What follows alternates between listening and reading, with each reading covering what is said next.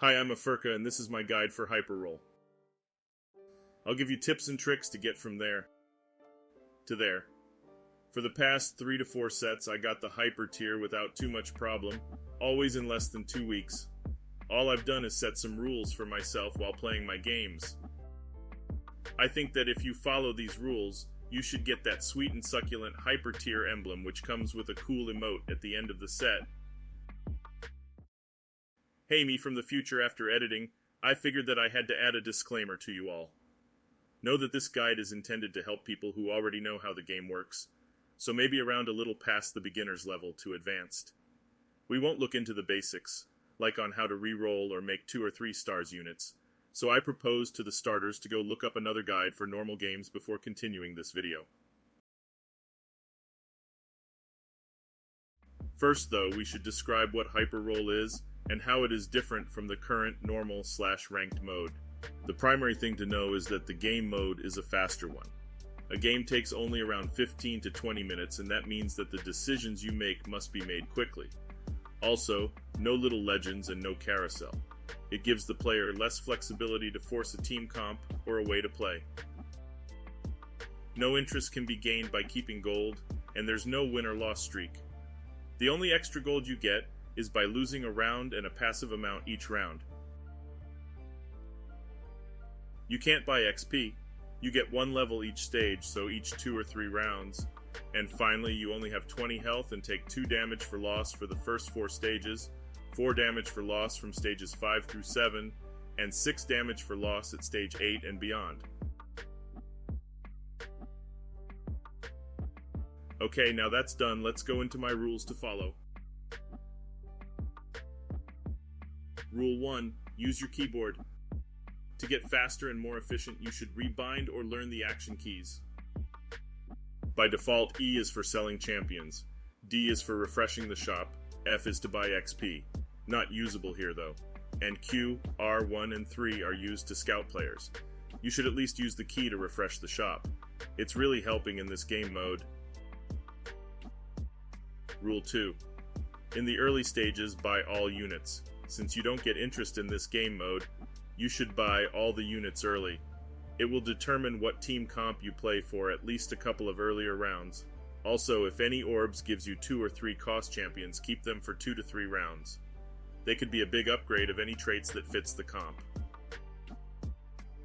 Rule 3. Re-roll each turn to get the strongest board. You don't want to fall behind. Practically speaking, you can lose a maximum of 7 rounds in a row if you lose streak from the beginning. That's not a lot. You should always try to win every round. The only exception being if you get Piltover Stage 2, then you could go for a big TX. Rule 4. Scout the other players early, and if a team comp is heavily contested, don't go for it. Pretty self-explanatory there. If some player does the same team comp as you, only luck will determine if you get the right units before them. Most likely, you'll all finish dead last. In general, it's better to buy other units and try to rotate to another comp. It's not always possible, but try it out. Rule 5. Only go for reroll comps if you get lucky early. We're talking about more than 5 units before stage 4. You could also force a reroll comp if you get a strong early reroll augment, like Golden Ticket, but anything less than that, and you'll not finish in the top 4. Since you level up automatically, the chances to hit many 1 or 2 cost 3 stars are very low. That's why right now, if you go see the stats for a Yordle or a multicaster comp online, we see pretty low win or top 4 rates in Hyper Roll. Rule 6. Know your carries and know what items should go on whom.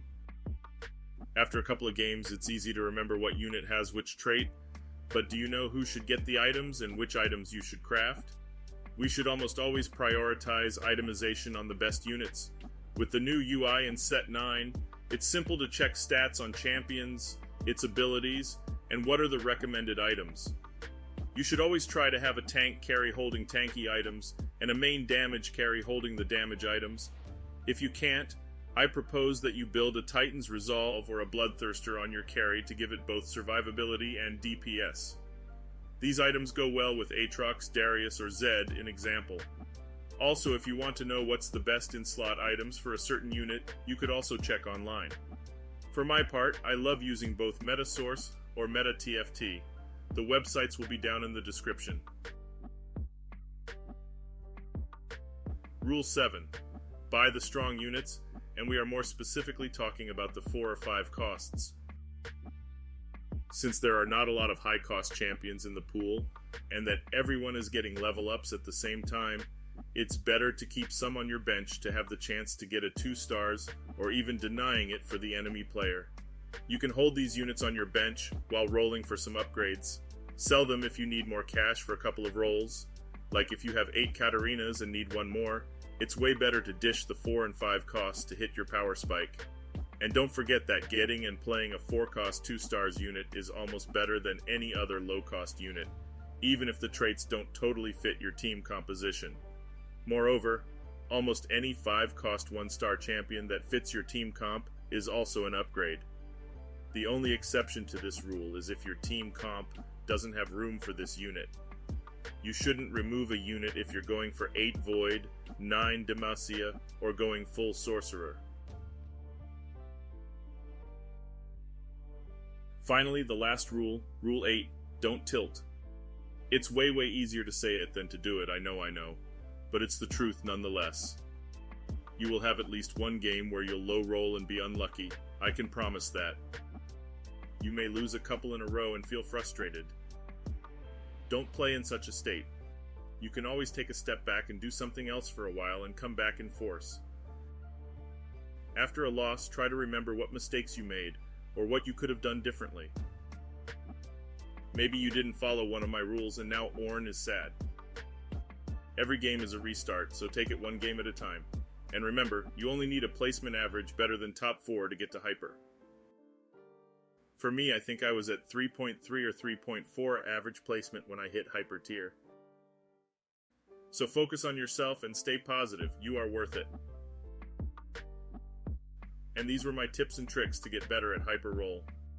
The reason why I did this video was because I couldn't find a good in-depth video, so I tried to make something a little more thorough, and I think anybody can achieve the Hyper rank. So don't forget to comment below if you have any other tricks that I didn't mention or if you got hyper after listening to this video.